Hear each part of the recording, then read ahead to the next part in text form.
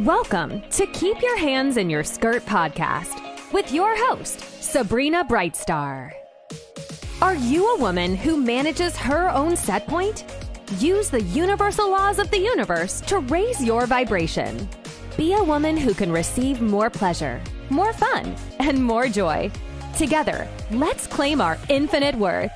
Keep Your Hands in Your Skirt is a fun way to remind yourself to mind your own business. Zero in on you and your desires. Say goodbye to judgments and people-pleasing. Join Sabrina and be a woman who can receive, create, and actualize everything you desire.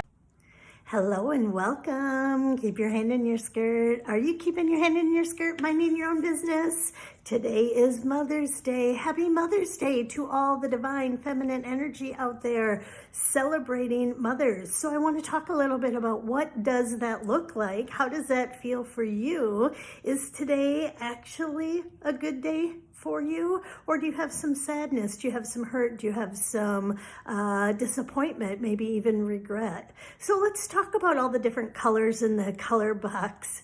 You know, I always like to think of emotions like the color box, right? And when you went to school, you remember back in the day when you went to school, if you got an 8-pack of colors, that was like okay. But if you got one of those really big packs, like those 128, and now I don't even know how big of the packs they go, but the more colors you have, the more you can express your art, right? You can express different details. So I like to think of colors as emotions. And we were gifted all of these emotions, right? We are gifted so many different emotions, yet so many people feel judged.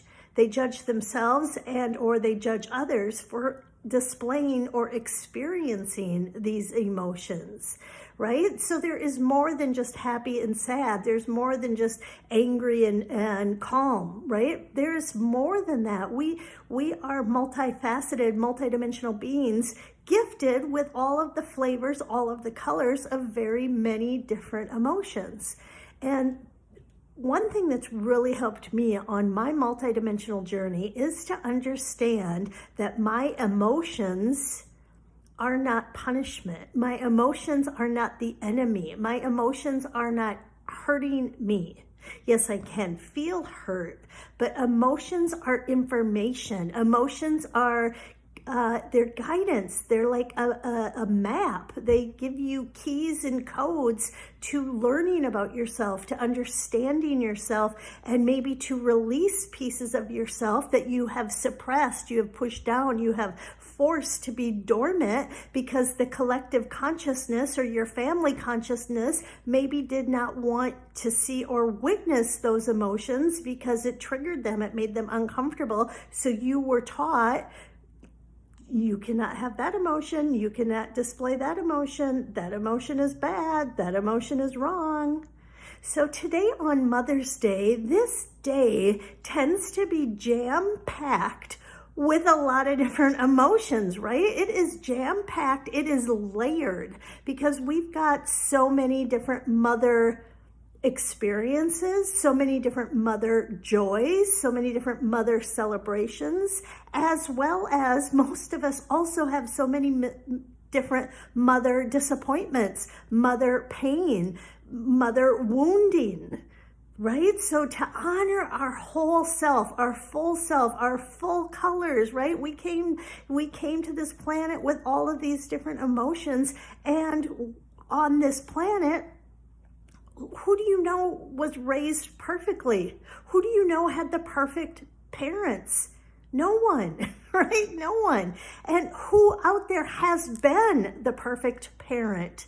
No one. Who's been the perfect child? Who's been the perfect, right? Like no one can declare that they have shown up in perfection because we are all imperfect. So we all stumble, make mistakes, hurt people, sometimes intentionally, sometimes unintentionally. So we are layered with all of these different experiences, and all of these different emotions show up. So I notice on days like today when it's like celebrate mother, yay, happy mother, it can be a huge emotionally triggering day if you have mother wounds, right? Do you have mother wounds? And I want to celebrate and honor the mother wounds as well as the mother love. So let's talk about the wounds for a minute. Why do you think it's so easy for people to miss and dismiss the wounds? Like when you go to Hallmark, you don't see like, you really, wounded me. There was toxic behaviors in our family. I learned a lot of codependent, people pleasing, dysfunctional behaviors from you. Thank you, Mom. Right? Like you don't see any of those cards, right? It's always like, you were the best. You were so supportive. You were awesome. And yes, I do really believe there's a time, and it's very important to focus on what your parents, the mother energy could do that helped you, that assisted you, that supported you. Because there's always, right? People can be toxic and they can be amazing. Right? Like, so we're not all of just one thing. We are not all one color. We have many, many colors. We have many, many sides, emotions to how we show up, what we've experienced, and what we give out. So just to take a breath, right? To take a breath and to honor the parts of us that are wounded from our childhood, the pieces of us that did not get seen, the pieces of us that were not understood, the pieces of us that felt invisible or insignificant, the pieces of us that didn't get that nurturing, that protection, that care that we all deserve. But nobody got it perfectly because there is no perfect parent out there. There is no perfect caregiver. But even though the caregivers can't show up perfect, I as a mom can't show up perfect because I'm imperfect. I can still take this moment and honor the pieces of me that didn't get the mother that I required or that I desired. And that doesn't take away the love I have for my mother or for the divine feminine energy that has supported and shown up for me over the years and decades. I can still have great gratitude and appreciation for the gifts that have been given me, for the things I have learned, the lessons I have learned, the skills I have learned, the different things I have observed consciously or unconsciously. I can be so grateful and appreciative of those. And I can also acknowledge there were broken pieces. There are wounded pieces. There are pain pieces inside of me. Right? And I think that is so important because just, our society, we want to be like all or nothing. We want like, you are the perfect parent or you are a rotten, toxic parent. And I would venture to say all of us are both. I am a great parent and I've done toxic things to hurt my children. I have passed on things to hurt my children. It wasn't my intention. I wasn't aware of some of the things that I did.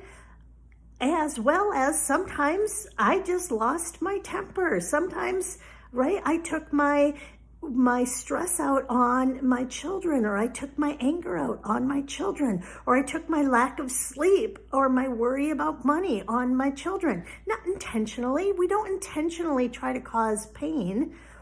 But when you're living with someone day after day after day, they naturally get affected by who you are. And even like, this is what really, really confused me for so long. I thought if you smiled or you didn't say anything, you were protecting the energy or you were keeping your children safe. And I didn't understand energy, and I didn't understand especially like the young children, right? I didn't understand they were absorbing and receiving all of my energetic experiences and emotions and concerns and anger and sadness and grief and rage and all of the colors in my color box, right? I didn't know that they were having to sit in the container, right? When you're living with people, they're sitting in the container of all of your emotions. And I really, really believed that if I was smiling and if I talked all cheery and if I had this happy voice, like then they were protected, they were safe, they weren't picking up on any of my toxic, patterning or thinking or behaviors, right? Like I really thought that. So it took me, when you don't know, you don't know. When you don't know, you don't know. But that's as evolution is happening, as growth is happening, as maturity is happening, I'm becoming more aware. I'm seeing like, oh, wow. No wonder at this point you have a lot of anxiety about this, because I was suppressing so much stress and anxiety. And no wonder now you're expressing. They say that when you're with people, what one suppresses, another expresses. And I didn't know that either, right? I didn't know, my daughter used to be really, really sad. I didn't know I had so much sadness inside of me that I had suppressed, because I was raised, sadness is wrong. We were not allowed to be in the room if we were anything but happy. If we were not happy, smile, tell jokes, laughter. If we did not have that right, not mindset, but that right emotional container, we had to leave the room. We were dismissed. We would be put in the corner. We would be shamed for our emotional body. And many people in that generation, that's how they raise children, right? So then you get these adult children that have been trained and raised to suppress and hide and dismiss so much of who they are. They feel invisible, they feel unseen, they feel unworthy, and then they're trying to raise children, and I tried to raise children so much different than the way I was raised. And I thought I was gonna I'm gonna be so much better. And was I? Probably on some levels I was totally a lot better. And on other levels, in my lack of awareness or my lack of maturity and my conditioning, I passed on more pain to them, more trauma. So yes, there are wounds, and wounds are okay, right? It's okay to say I had a great mom and my mom did shitty things. Those two can be okay. And they say our mind doesn't want what appears to be two opposite things to be true, right? Our mind wants only one thing to be true. I had a great mom, period. And I'm only going to focus on how she was great and how she loved me and how she showed up for me. But that's not the truth, right? We are raised by imperfect people, and imperfect people do imperfect things. They can do and say things to hurt and harm you. So today on this Mother's Day, any part of yourself that has a wound that needs the divine feminine energy, that requires the divine feminine energy, maybe that just longs and hungers for divine feminine energy, would you be willing to just acknowledge that there's a piece of you that desires that, and not shame yourself? Not shame yourself, right? Sometimes on the spiritual community, there's shame because, your multidimensional self knows, right? My multidimensional self doesn't feel wounded in any way. That's true. And my small human Sabrina self can feel wounded, can feel a sense of sadness and loss. And that's okay. I can show myself kindness. I can show myself the compassion and the care that the divine feminine energy has for me. And it's okay if maybe I work through things. This is the other thing I see. People work through things, right? And then they think it's over. And then a month later, a year later, something happens, someone shows up and they get triggered, and then they feel like they're going back again.